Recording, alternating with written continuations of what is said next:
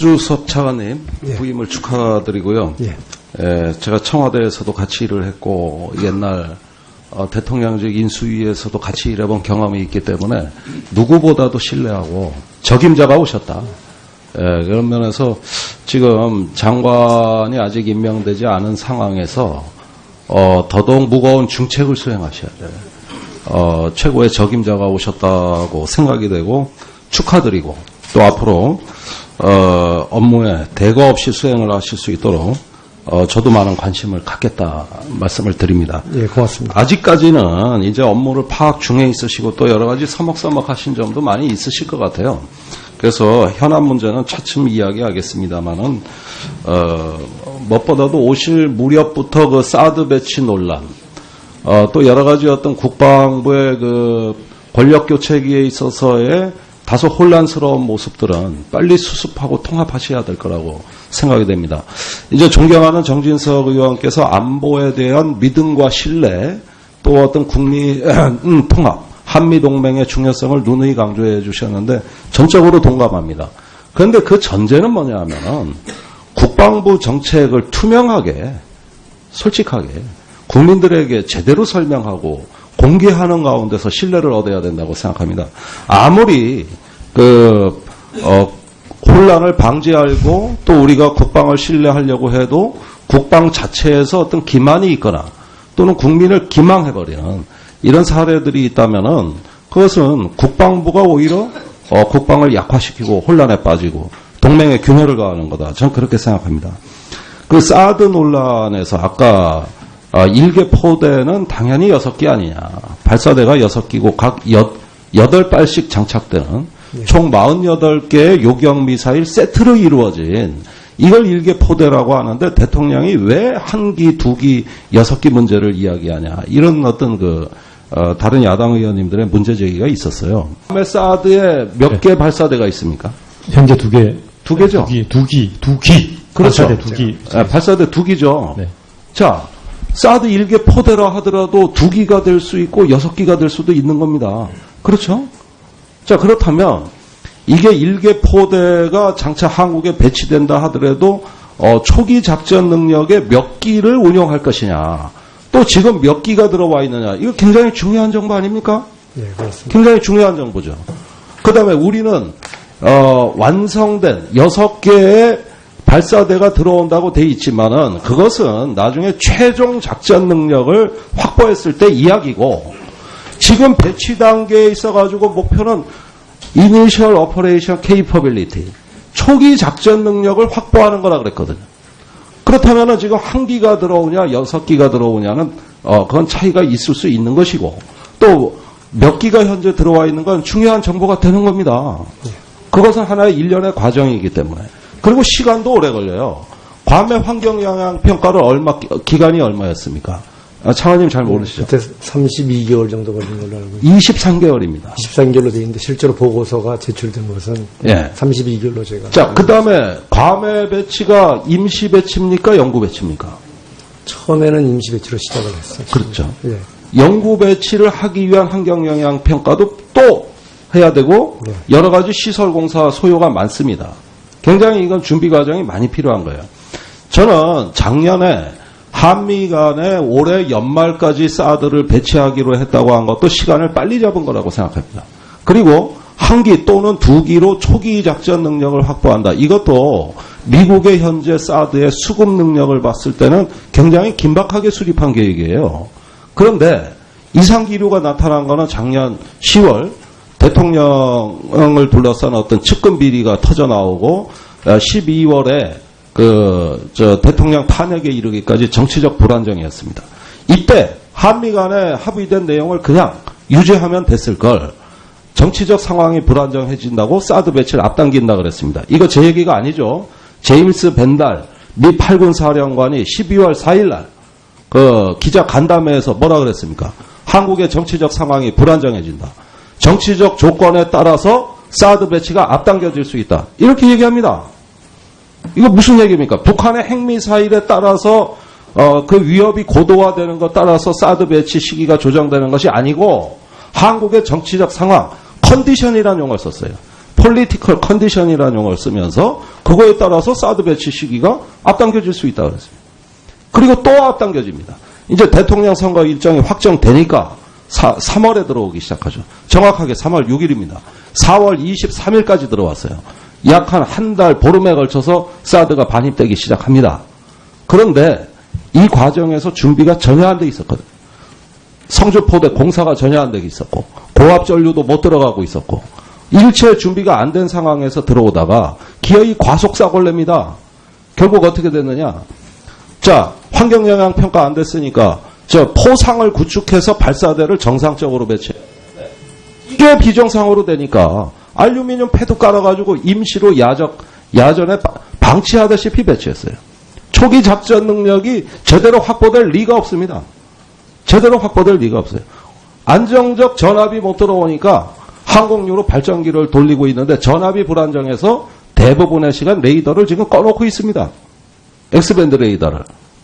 이게 어떻게 초기 작전 능력 확보입니까? 제가 사드 배치 찬성론자라 하더라도 이렇게 배치하는 건 반대했을 거예요. 제대로 준비를 갖춰서 얼마든지 충분히 정상적으로 할 수 있는 걸 비정상성을 가지고 이거를 급하게 강행하다 보니까 과속사고를 낸 겁니다. 그렇다면 그 사유를 밝혀야 됩니다. 왜 그랬을까? 이게 알고 싶은 거거든요. 왜 그랬을까?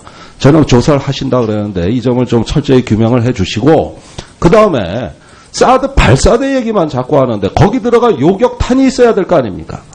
한 발에 100억 원이 넘습니다. 미국의 생산 얼마 안 됐어요. 그러면 1분만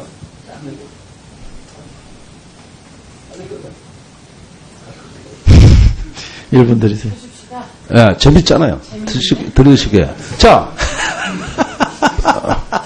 6개의 발사대가 중요한 겁니까? 활은 갖다 놨는데 화살은 안 갖다 놓으면 어떻게 되는 겁니까? 아니, 발사대가 있으면 요격탄이 있어야 될 거 아니에요.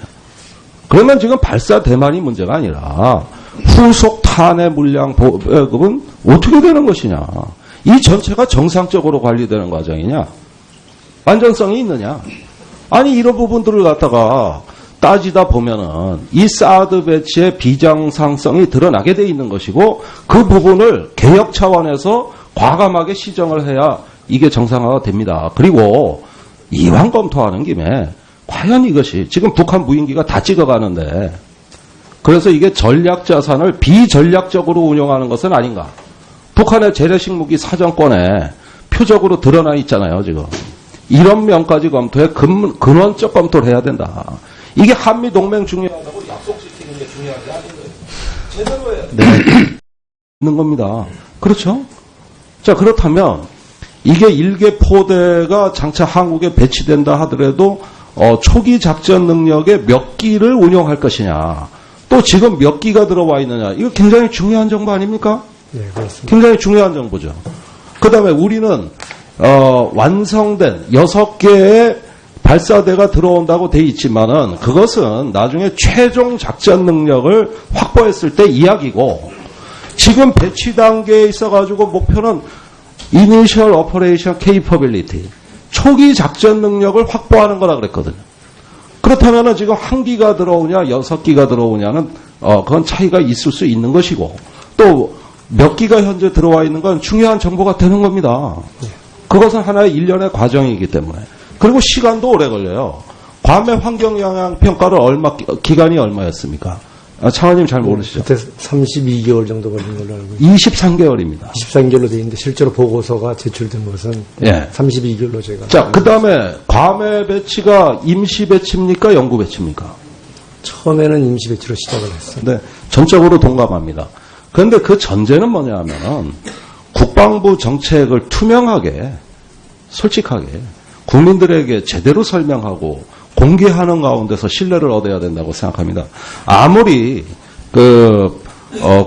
혼란을 방지하고 또 우리가 국방을 신뢰하려고 해도 국방 자체에서 어떤 기만이 있거나 또는 국민을 기망해버리는 이런 사례들이 있다면은 그것은 국방부가 오히려 국방을 약화시키고 혼란에 빠지고 동맹의 균열을 가하는 거다. 저는 그렇게 생각합니다.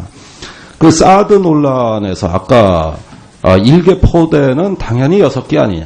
발사대가 6기고 각 8발씩 장착되는 총 48개의 요격 미사일 세트로 이루어진 이걸 일개 포대라고 하는데 대통령이 왜 한 기, 두 기, 6기 문제를 이야기하냐. 이런 어떤 다른 야당 의원님들의 문제 제기가 있었어요. 다음에 사드에 몇 개 발사대가 있습니까?